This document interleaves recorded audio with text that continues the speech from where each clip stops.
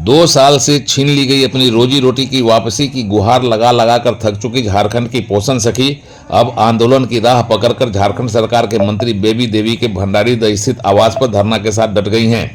वे यह चाहती हैं कि 1 अप्रैल 2022 को उन्हें दिया गया निरस्त लेटर को वापस लिया जाए और सभी पोषण सखी को उनके काम पर वापस रखा जाए। बार बार अपनी मांगों को लेकर पोषण सखी अपनी आवाज उठाती रही हैं और राज्य सरकार लगातार आश्वासन देती रही हैं, पर 2 साल के बाद भी सरकार का आश्वासन पूरा नहीं होने से पोषण सखी निराश और मायूस हैं और आंदोलन ही अब उनके लिए एक सहारा रह गया है। झारखंड की मंत्री बेबी देवी के आवास पर लगातार 5 दिनों से पोषण सखी का अनिश्चितकालीन धरना प्रदर्शन चल रहा है।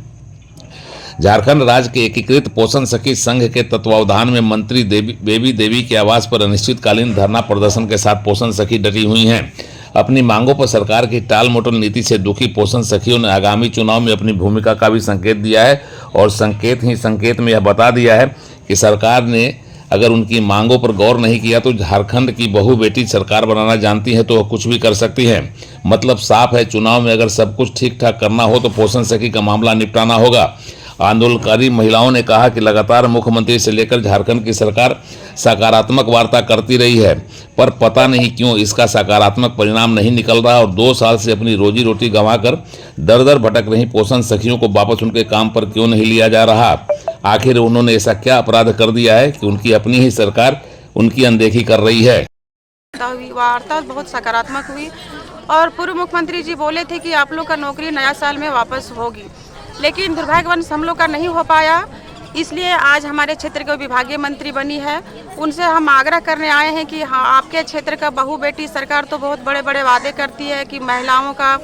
सशक्तिकरण के बारे में, बेटियों को सम्मान के बारे में, लेकिन आज उन्हीं का क्षेत्र का बहू बेटी रोड पर क्यों बैठी है। सरकार का जितना भी योजना है वह धरातल पर उतारिए या न कि पेपरबाजी करके सिर्फ फोकस कीजिए। हम सरकार से आग्रह करते हैं, माननीय विभागीय मंत्री से निवेदन करते हैं कि जो आप बड़े बड़े वादे करते हैं, जो महिलाओं के बारे में बोलते हैं, वो वादा हम लोग को आज पूरा करें, क्योंकि बहुत ही उम्मीद के साथ आपकी सरकार बनाए थे और सरकार बनाए हम लोग बहुत खुशी हुई, लेकिन दुर्भाग्यवश झारखंड की बेटियों के साथ सौतेला व्यवहार हुआ। इसलिए हम लोग पुनः मांग करते हैं कि जो आप लोग बार बार नौकरी के लिए हम लोग को आश्वासन दिए हैं, हम लोग कुछ नहीं मांग रहे हैं, हम लोग को जो आश्वासन दिए वो आश्वासन आप पूरा करें,